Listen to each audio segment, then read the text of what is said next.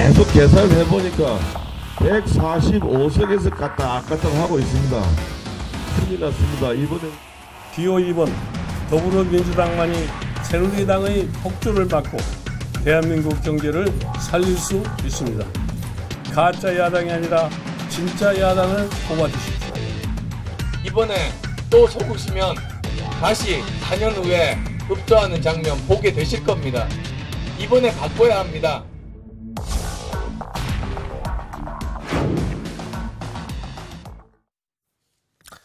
예, 이제 앞서도 말씀드렸듯이 34시간 28분, 아니요, 정확히 얘기한다면 한 26분 후면은요 총선이 시작이 됩니다.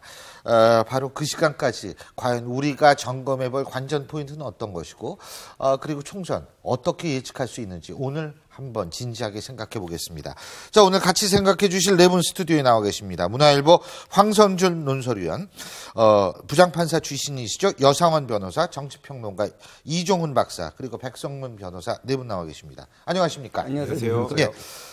자, 지금부터 저희가 신율의 시사탕탕에서 준비한 4.13 총선 3대 관전 포인트 짚어보기 시작하겠습니다. 자, 우리 첫 번째 관전 포인트, 세대별 투표율, 이거 중요하거든요. 과연 총무선의 승부수를 가릴 수 있을까? 이번 총선에서 과연 젊은 층이 얼마나 투표장으로 향할까? 바로 이 부분인데요. 자, 먼저 지난 8일하고 9일 이틀간 진행된 20대 총선 사전투표 결과를 통해서 이번 총선 전국 좀 살펴보겠습니다. 자, 먼저 여기서 사전투표 하신 분들 혼자 튀지 말라고 그러셨는데 계속 튀시나요? 다른 예. 분도 다 드실 줄 알았더니 안 드시네요. 아, 그러시네요. 12.19%라고 그러더라고요. 네, 그렇습니다. 근데 이게 사실 지방선거 때 사전투표, 이게 총선은 처음이니까, 네. 그죠? 사전투표가 0.7%포인트 위죠, 그죠? 네, 어떻게 보세요? 소폭 오르긴 했으나 사실은 중앙선관위가 기대했던 15%에도 미치지를 못했고요. 야당, 그러니까 더불어민주당 같은 경우는 20%까지를 사실은 기대를 했었거든요. 네. 그거하고는 좀 많이 지금 격차가 나는 겁니다. 그래서 아하. 생각만큼은 2030 세대들이 그렇게 사전 투표장으로 많이 안 나갔다. 예. 이렇게 일단은 진단을 할 수 있을 것 같습니다. 예. 그런데 지금 제가 볼 때 20대, 30대를 이제 예전 같으면 많이 나오면은 예. 야당이 유리하다. 예. 뭐 이렇게 이야기했죠. 근데 제가 볼 때 지금 대학가의 어떤 총학생회장 선거 이런 데서 지금 진보라든가 이념 문제가 거의 그 선거 이슈로 대두되지 않거든요. 예. 그런 걸 보면 20대, 30대가 뭐 보수까지는 아니지만 그래도 진보라고 보기도 힘들다. 그렇다면 20대, 30대 많이 나오는 게 이번 선거에서 과연 야당에 유리할 것인가? 예. 저는 오히려 진보 쪽에서 유리하려면 40대에서 50대 초반까지 예전에 386이라 그랬지 않습니까?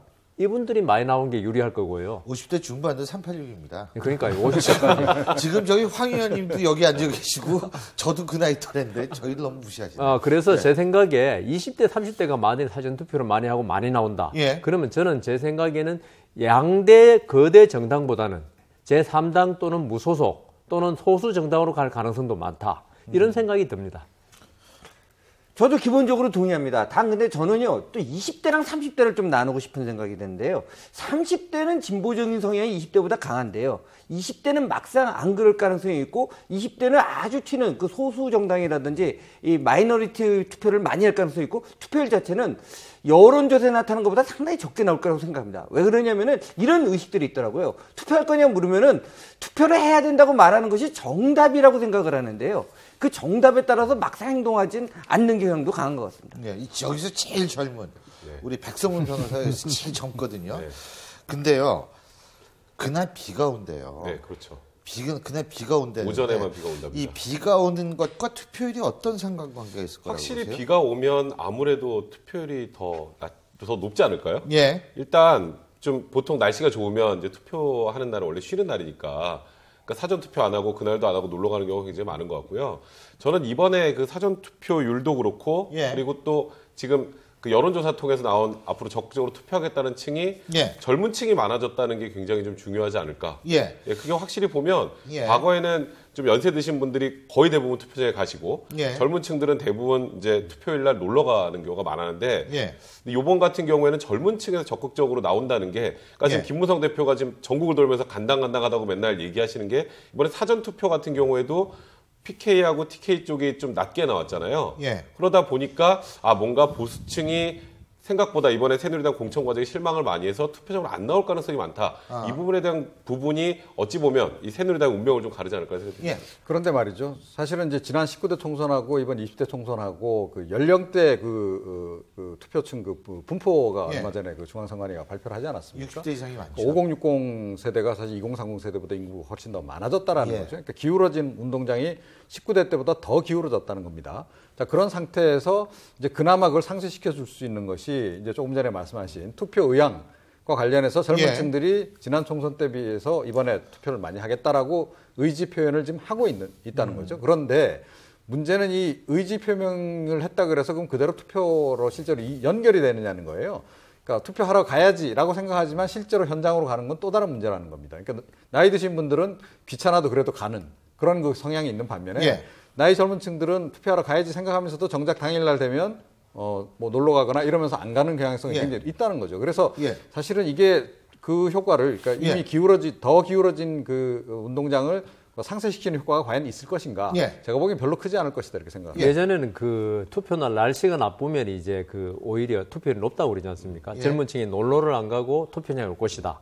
근데 저는 꼭 그렇게만 볼 수 없는 게 젊은 층들이 지금 비가 많이 오고 밖에 외출하기 싫으면 집에서 게임합니다. 컴퓨터 게임을. 그리고 게임이라는 게 한번 시작하면 있죠. 시간 가는지 몰라요. 또 휴일 아닙니까? 예. 법정 공휴일이기 때문에 예. 거의 투표장에 안 갈 가능성도 있다. 예. 적극 의지층은 모르겠지만. 예. 다음 두 번째. 연세 드신 분들 사실 안 그래도 몸이 피곤하고 한데 비 오면요 신경통도 생기고 그럼 가기 싫거든요. 비 오고 이러면요. 그래서 제가 볼 때는 비 오면 오히려 전반적으로 투표율이 낮아질 가능성도 있다. 근데 제가 참고적으로 말씀을 드리겠습니다. 자, 15대 때는 흐렸었어요. 그런데 이때 당시에 투표율이 63.9%였습니다. 근데 16대 때는 날씨가 화창하게 했습니다. 이때 당시엔 57.2%의 투표율을 보였고요. 자, 그리고 그 17대 때 다시 어떻게 됐냐면 날씨가 아주 화창해졌습니다. 60.6%로 다시 올랐어요. 우리가 사실은 그래서 이 날씨와 투표율이 그다지 많은 상관관계가 없다. 이렇게 얘기를 하는 사람들이 있는데 문제는 뭐냐면 비가 온 적이 없었어요. 총선 때. 이번에 처음 비가 온다는 거 아니에요. 그러니까 이 비가 오면 어떻게 될까가 아주 이번에 굉장히 중요한 관심사가 될 수밖에 없는 거죠. 근데 이제 비가 오는 것도요, 뭐 이제 외국 사례를 보면요, 하루 종일 비가 오느냐, 아니면 오전에 왔다가 오후에 안 오느냐, 아니면 오전에, 겠다가 그러니까 오전에 겠다가 오후에 예. 안 오냐가 달라진다고 합니다. 예. 근데 사실은 이제 젊은 사람들한테 예. 중요한 거는 이 투표율이 높을 가능성이 가장 높은 거는 오전에 비가 왔다가 오후에 개는 현상이고요. 예. 거꾸로 이제 나이 많은 분들 같은 경우에는 이제 오전에 이제 화창하다가 뒤에 비가 오는 것 이게 높을 가능성이 높다고 합니다. 그리고 빗줄기도 영향을 미치지 않겠습니까? 그렇죠. 뭐 도저히 외출을 못할 정도로 오면 부슬부슬 떨어질 오든지 거고. 세게 오든지. 그러니까 부슬부슬 오면 그냥 가지 않겠습니까? 아하, 그렇죠. 자, 어쨌든 저희가 이렇게 볼 때는요, 비가 온다라는 게 처음 오기 때문에 어떻게 될지 그거는 좀 더 지켜봐야 될 것 같고,